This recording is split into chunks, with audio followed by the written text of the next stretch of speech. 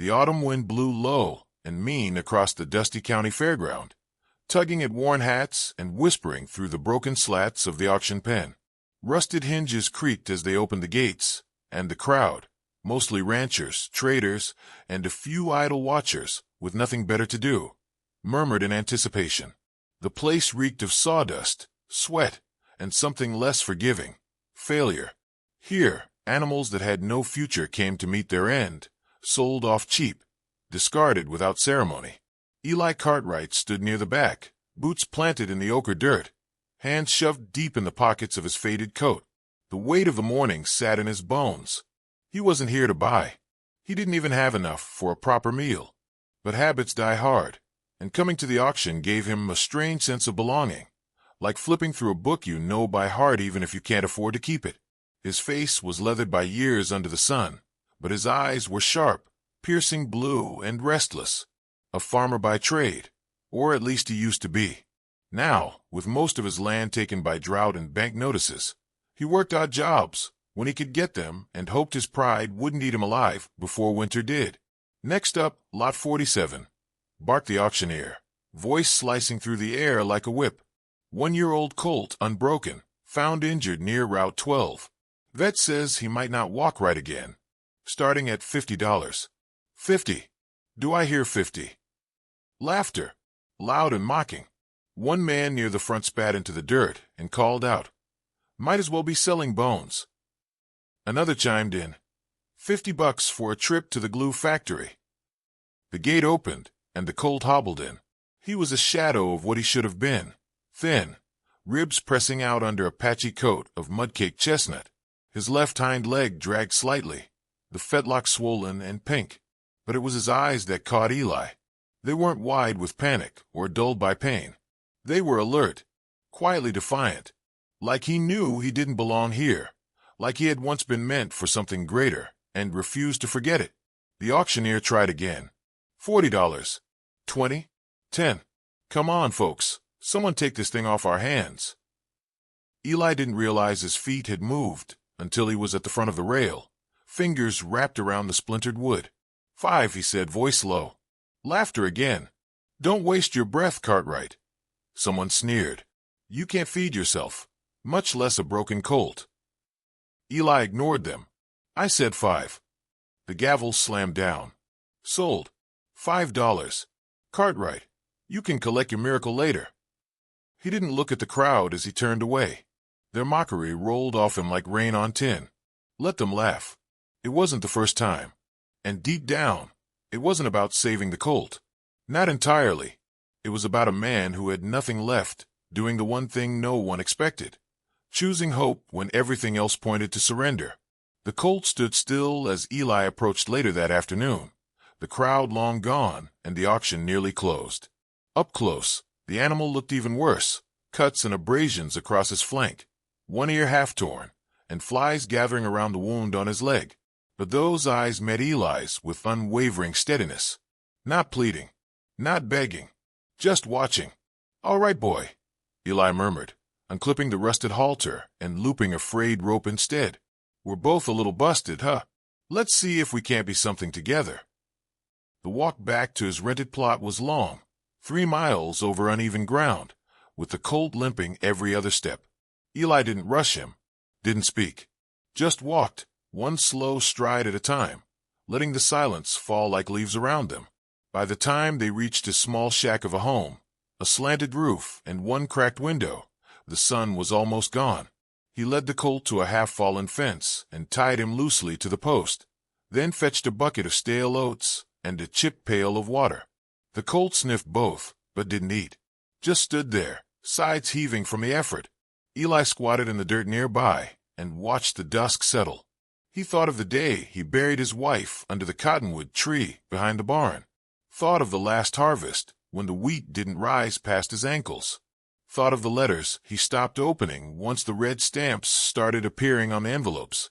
Still, for the first time in what felt like years, something stirred in him. Not joy, not even hope, just the faintest flicker of possibility. He stood and said quietly, I'll call you Fortune. Not because I think you'll bring me any, but because I figure you've had worse luck than I have. The colt flicked his ear once, then lowered his head as if in agreement. That night, Eli lay awake in bed, the wind rattling the tin roof like dice in a cup. He heard Fortune's occasional snort outside, the creak of rope and wood. He'd need medicine, salve, maybe a vet if he could trade for one. Feed too. A plan. Or maybe just faith. But he didn't regret the $5. In town the next morning, the stares followed him like flies. The grocer narrowed his eyes when Eli asked for the expired bread.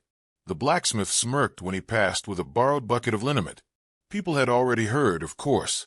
News traveled fast in places where not much else did. "You going to heal that beast with grit and prayers?" Someone chuckled behind him. Eli didn't answer. He didn't need to. The laughter was background noise now, white and meaningless.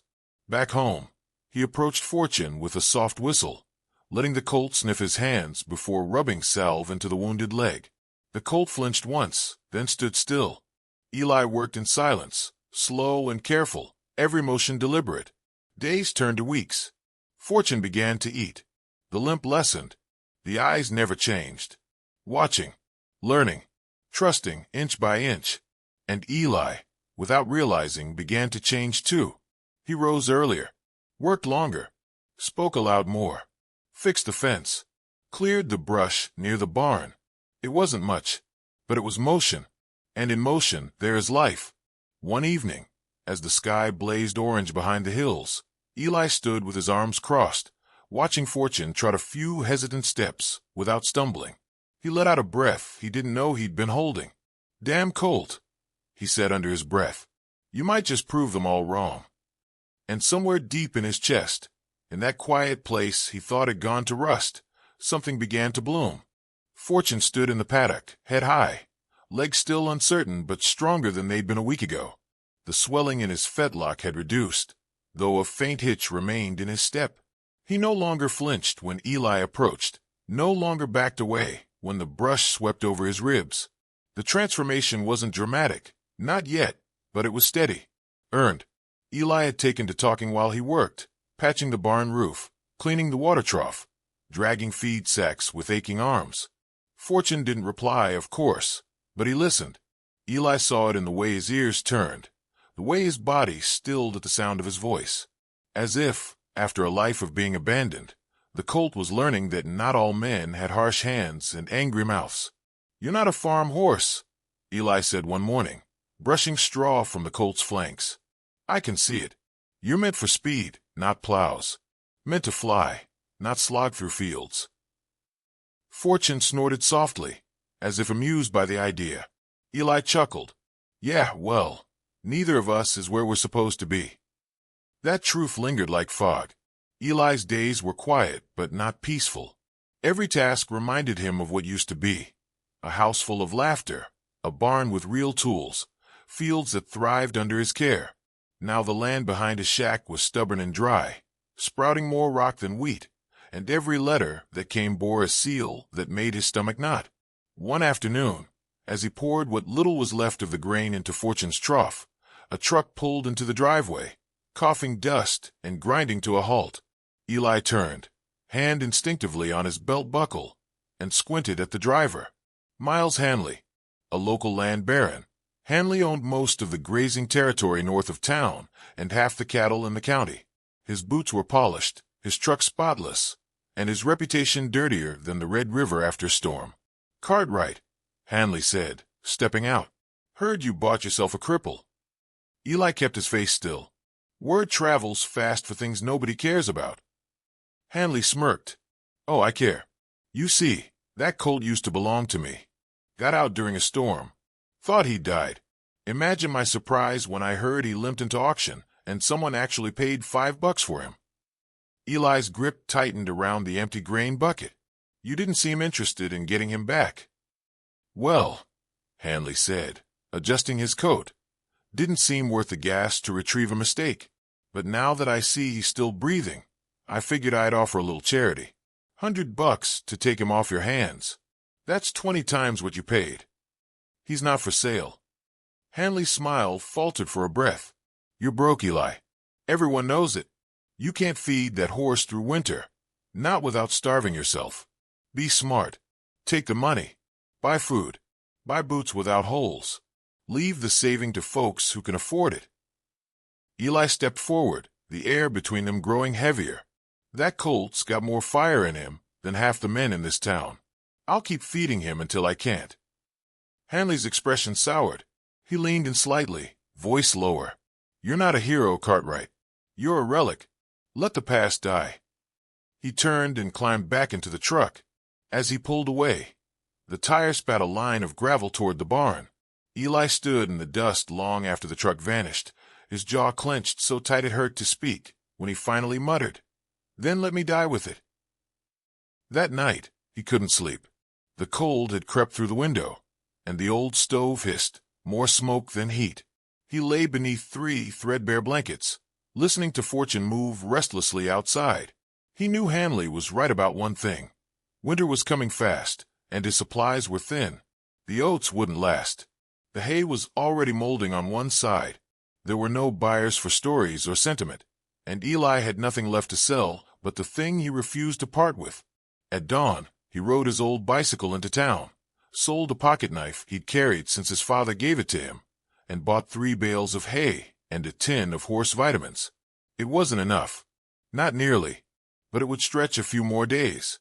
When he returned, Fortune nickered at the sight of him. The sound caught Eli off guard. It wasn't a demand or a cry. It was greeting. Familiar. That alone made the ride worth it. Later that week, Eli led Fortune into the round pen for the first time.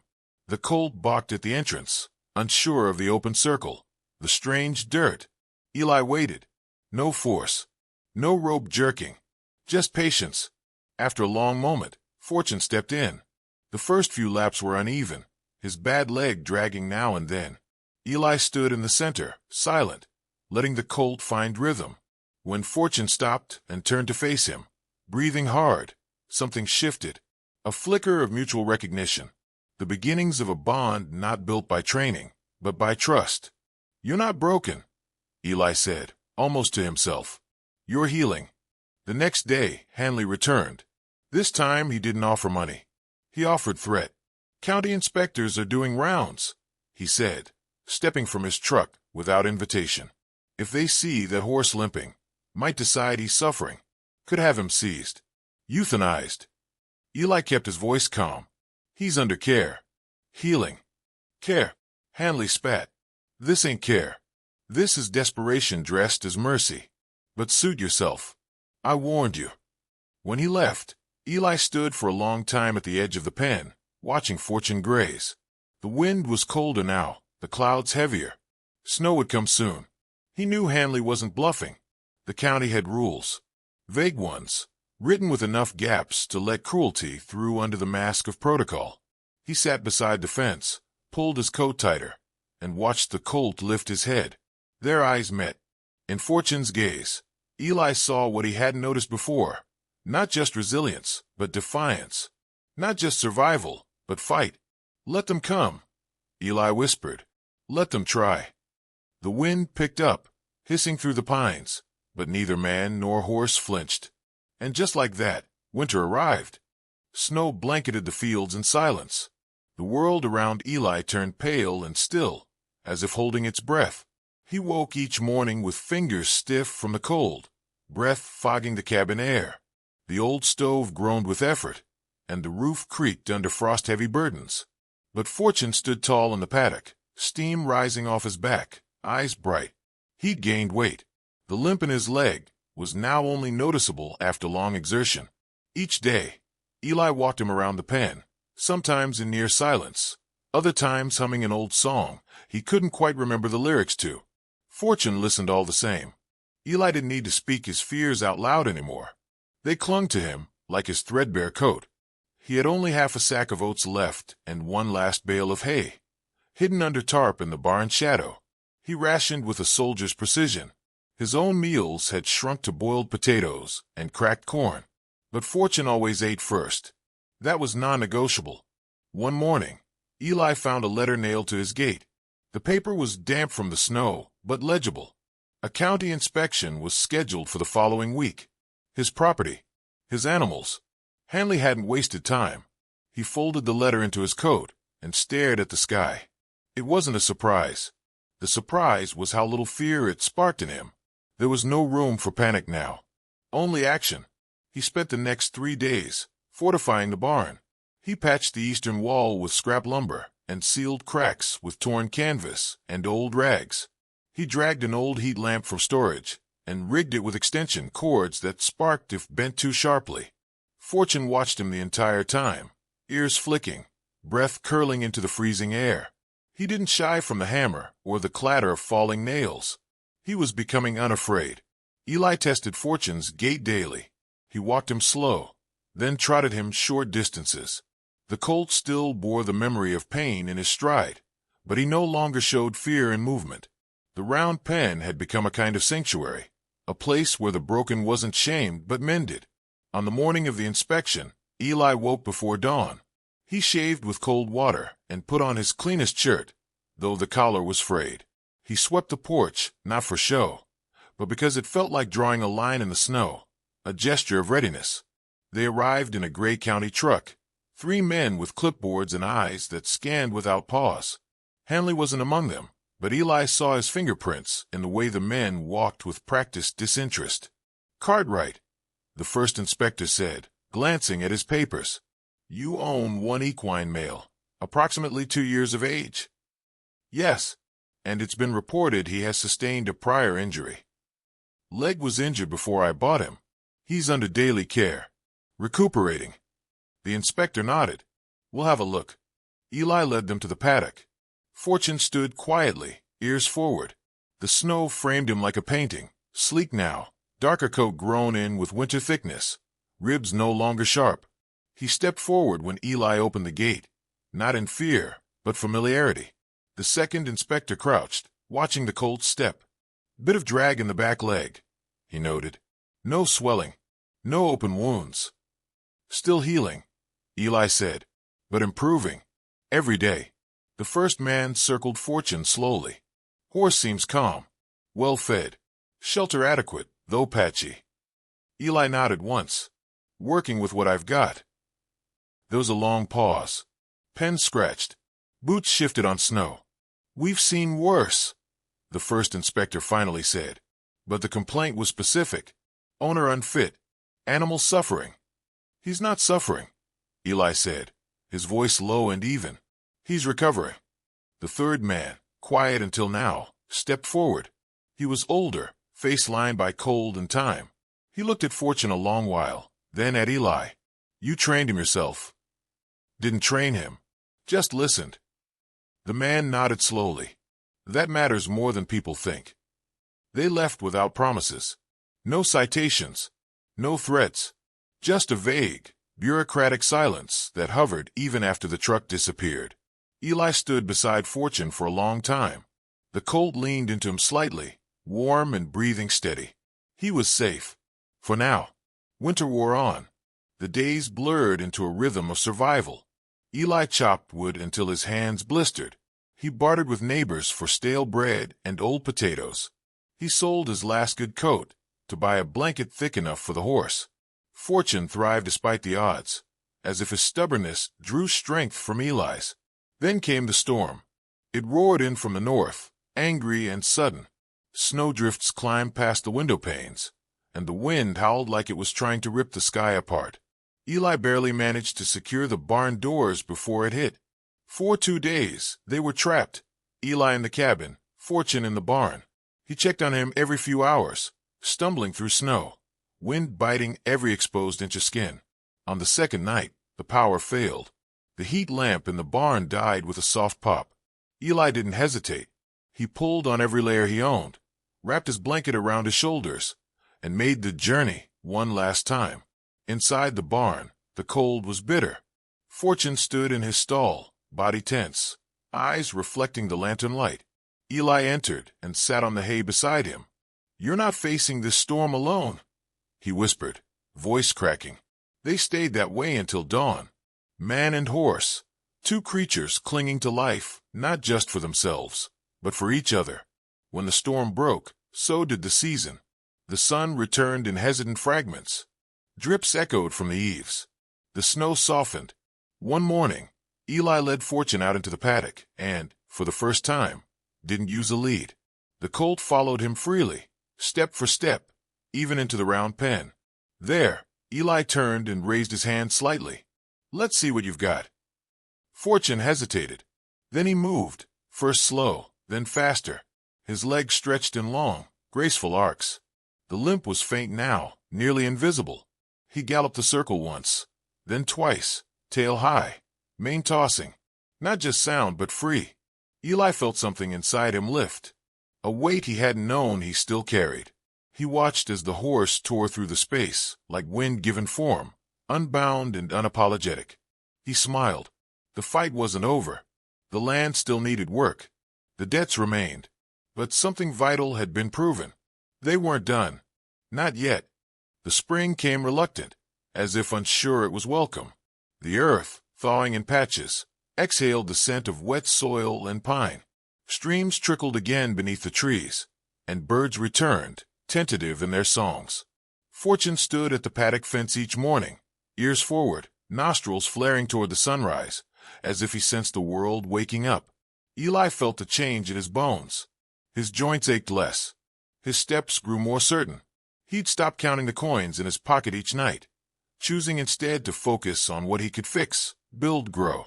He was still poor, still alone, but the feeling of being defeated had left him. Something had shifted. A letter arrived in the post, heavy with a government seal. He sat on the porch with Fortune nearby, the colt resting his head over the fence rail, watching curiously as Eli unfolded the envelope with care. Inside was an official notice. His appeal to keep the horse had been reviewed, and though no funding would be granted, the animal was no longer under threat of seizure. The final line struck him like a quiet bell. Animal deemed adequately cared for and in recovery. Eli folded the letter and looked up at the sky. No applause. No parade. Just quiet permission to keep surviving. He glanced over at Fortune. "They won't be coming for you," he said softly. "We're all right." The horse blinked at him, swishing his tail once, then returned his gaze to the pasture like nothing had changed. And maybe that was the truth of it. The fight hadn't been for approval. It had been for each other. As the land softened, Eli took to planting again. Not a full crop. He didn't have the seed money, but enough to keep busy, to restore what little he could. He cleared the old rows by hand, shoulders burning, sweat streaking through dirt. Fortune followed him along the fence line every day, his stride strong now, easy, as though he'd never known a limp. One evening, as the sun poured gold across the land, Eli watched the colt move through the field. He had grown taller, chest deeper, his coat shining like burnished mahogany. There was a moment, a brief, perfect instant, where he reared, kicked the air, and landed with the precision of a creature born free. Eli couldn't help it. He laughed out loud. "You're something else," he called. "You know that." But the joy twisted quickly into something heavier, something inevitable. Fortune had grown too strong, too fast, too remarkable not to be noticed. Word had already begun to spread about the old man and the colt he'd rescued. Eli had overheard it at the feed store. Whispers, speculation, the kind that drew attention. And in this part of the world, attention could be dangerous. 1 week later, it came to pass. A black truck rolled up the lane, just past noon. Eli heard it before he saw it. Big engine, low hum. It stopped before the gate, and a man stepped out, well-dressed, confident in the way only money allows. His boots were polished, his coat untouched by dust. He didn't knock, just waited, hands in his pockets, gaze on the paddock. Eli walked out slow, wiping his hands on his trousers. "Something I can help you with." The man smiled, friendly but hollow. "You're Eli Cartwright?" "I am. You're the one who's got that young colt, injured. Healed him up yourself." Eli nodded, already wary. "Fortune." "Right. Fortune. Word gets around. Some of my people saw him run the other day. Couldn't believe what they were seeing. That horse has fire in him. He's not for sale." The man chuckled, like he'd heard a child speak nonsense. "I haven't made an offer yet." "You don't need to. I'm not selling." The stranger pulled a folded check from his coat and held it out. Take a look before you decide. Eli didn't move. He's not a commodity. He's a horse, the man said, still smiling. A damn good one. I train jumpers and eventers. I've got connections. That colt could go far. National shows. International, even. You've done good work here. I'm not taking that from you. But let me carry him the rest of the way. Eli's jaw tightened. You want a trained animal by one. This one isn't yours. The man's smile faded. Old man, don't be foolish. This horse could mean a real future, for you, for him. What do you think's going to happen if you keep him here, running in circles around a dirt pen? Eli stepped forward, close now, his voice low. I think he'll wake up every morning knowing he's safe, knowing he's not something to be used up and sold off. That's the future I care about. The man stared at him, measuring. Then he tucked the check back in his coat. You'll regret this, he said, turning toward his truck. People like you always do. Eli didn't watch him drive off. He turned and walked to the paddock instead, where Fortune stood waiting. The colt nuzzled his hand, unaware of the storm that had just passed. You're not going anywhere, Eli whispered. Not while I'm breathing. That night, he didn't sleep much. The conversation churned in his mind. The threat wasn't over. Men like that didn't take rejection lightly. But he'd made his choice. The following day, Eli started training Fortune with purpose. Not for shows or money, but for independence. He built a course from logs and old barrels, tested the colt's agility, speed, response. Fortune took to it like flame to dry brush, eager and fluid. He learned fast, trusted deeper. Eli began to hope for something more than survival. Not a return to what had been, but the creation of something better. A new way. A second life. One morning, a boy from the next farm came by, eyes wide at the sight of the colt galloping through makeshift jumps. Is he yours? The boy asked. Eli looked at Fortune, then at the boy. He's no one's, but I take care of him. The boy grinned. He's the best horse I've ever seen. Eli smiled. He's just getting started. And Fortune ran. Strong. Whole. Free.